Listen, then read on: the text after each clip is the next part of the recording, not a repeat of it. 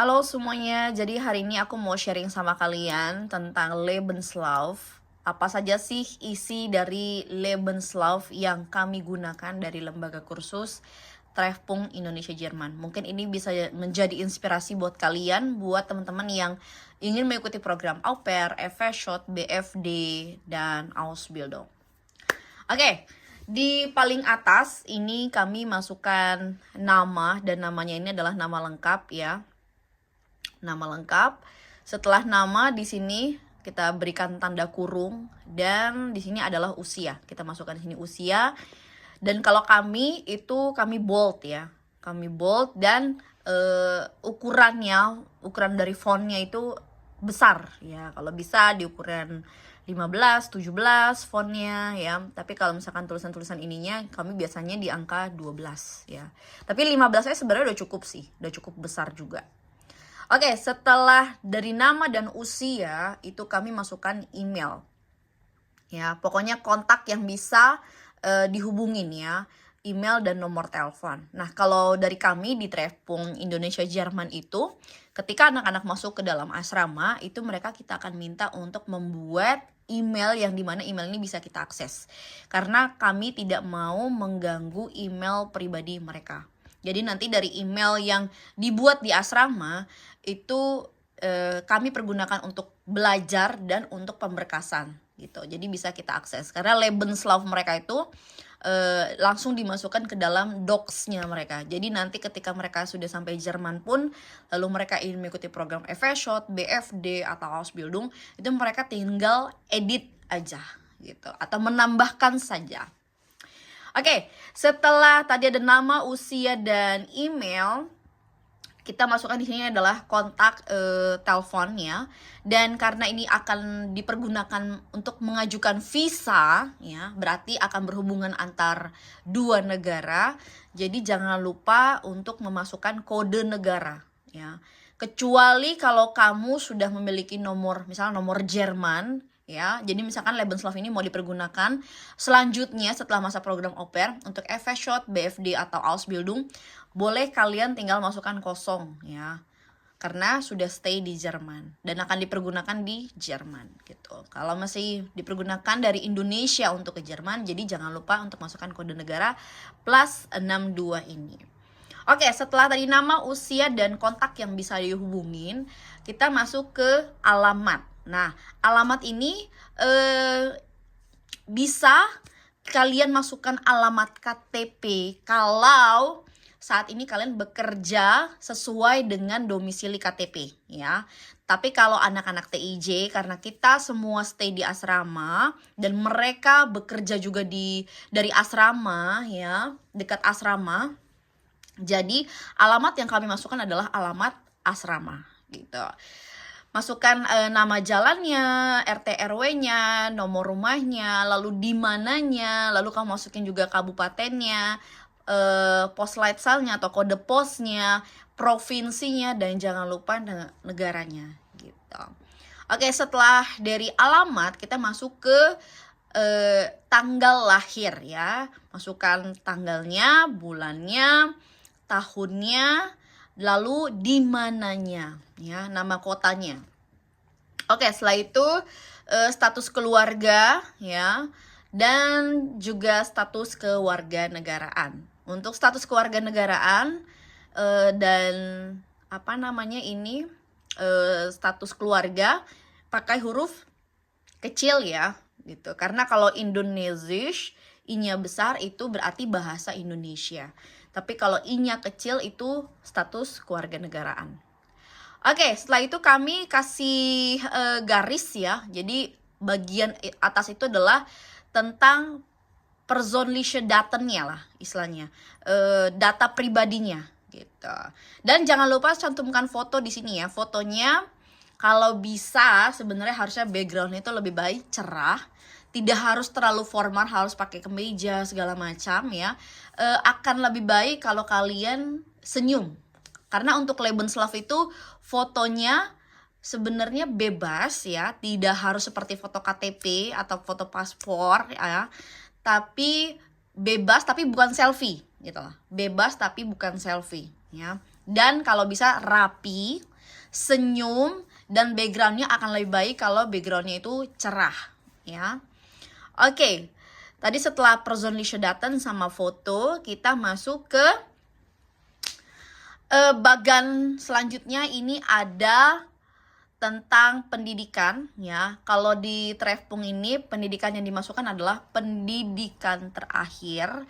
Dulu ya, di tahun-tahun sebelumnya, tahun sebelumnya, paling kita berdua tahun. Ya, di angkatan-angkatan sebelumnya itu biasanya kami memasukkan dari SD, SMP, SMA.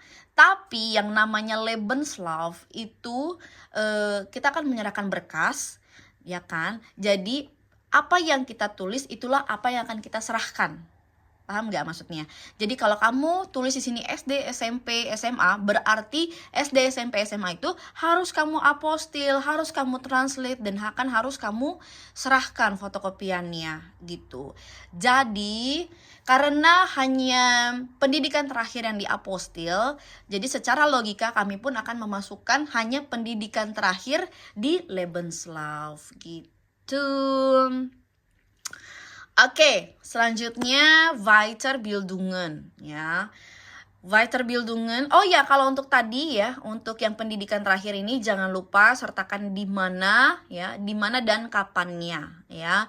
Lalu pendidikan terakhirnya itu apa ya? Oberschule kah, atau bachelor kah, atau master kah ya.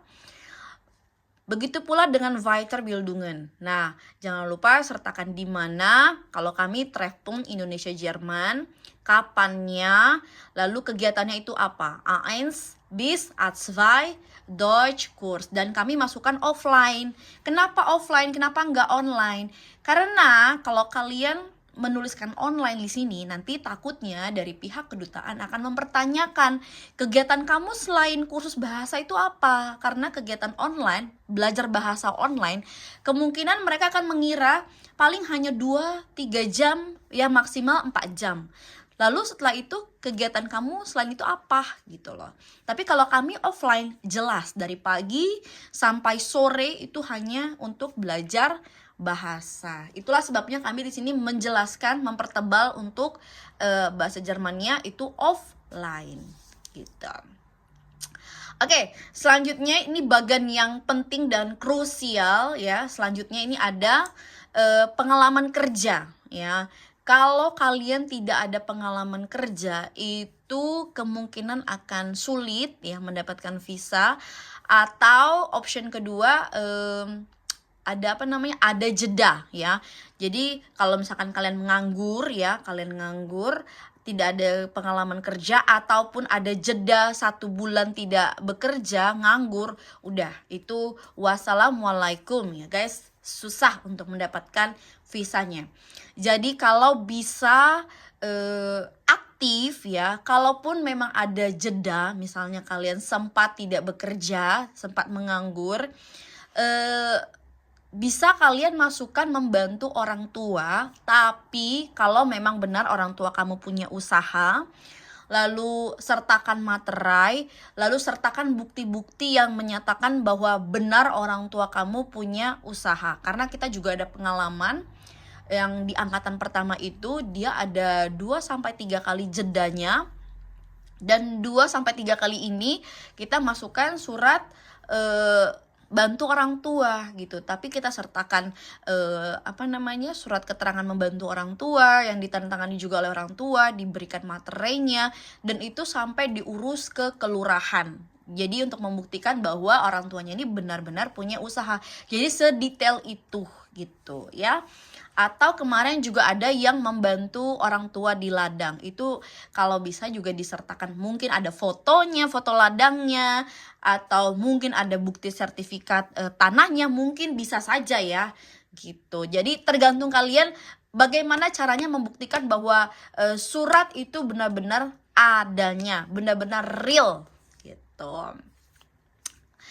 Oke, kalau di Treffpunkt, oh ya, ini paling penting juga ya, paling penting. Pekerjaan terakhir harus ditulis ya. Kamu dari di mana bekerjanya, kapannya, dan ini sangat penting, dan harus sampai bis heute. Jadi kamu masih aktif bekerja ya. Jadi jangan gila-gilaan ya, jangan coba-coba menulis misalnya nih kamu interviewnya di bulan Juni ya.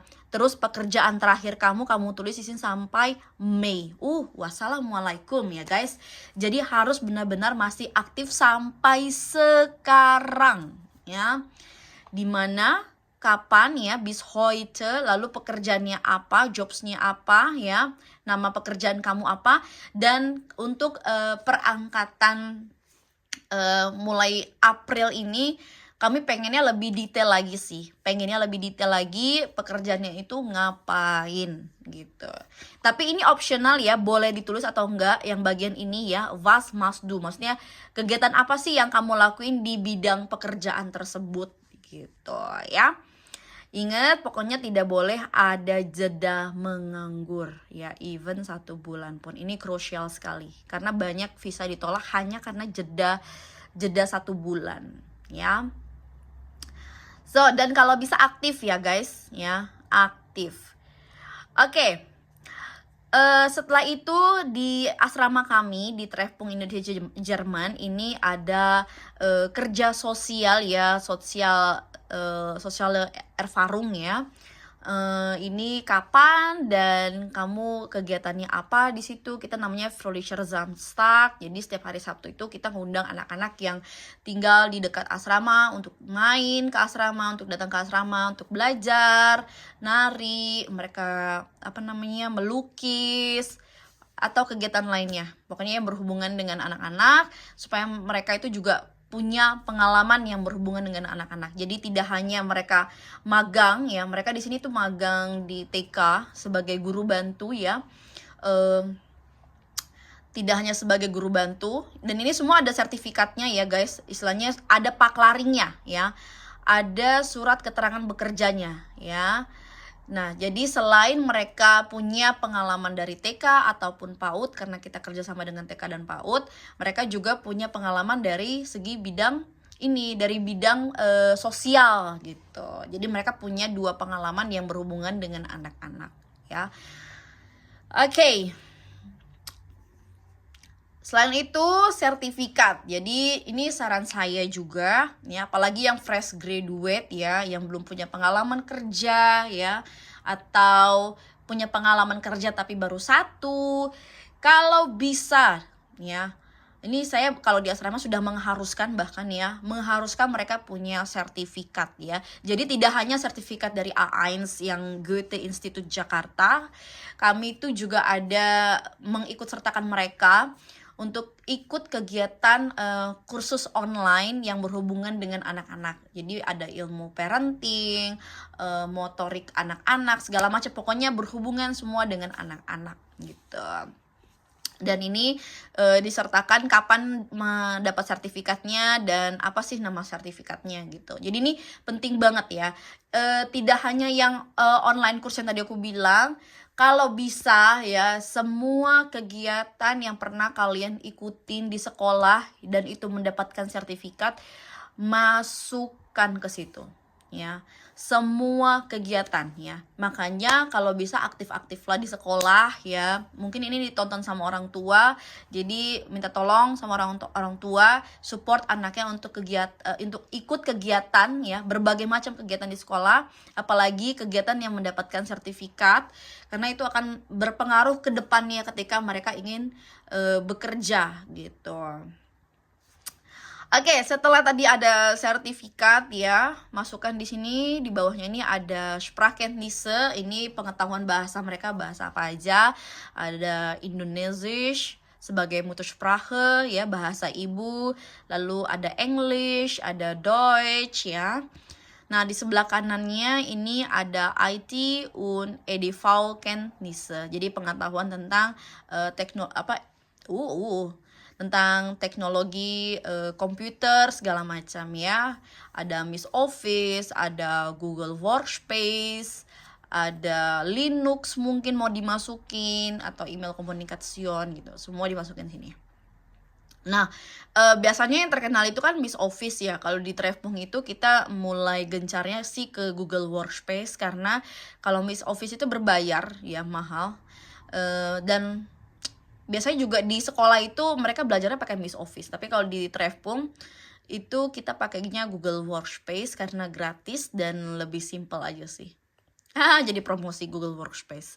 Oke, selanjutnya tentang persönliche Fähigkeiten. Jadi ini apa sih yang kekuatan dari dirimu itu apa sih? Apa sih yang kelebihan yang kau punya dari dirimu gitu. Kalau bisa untuk au pair itu yang berhubungan dengan anak-anak ya.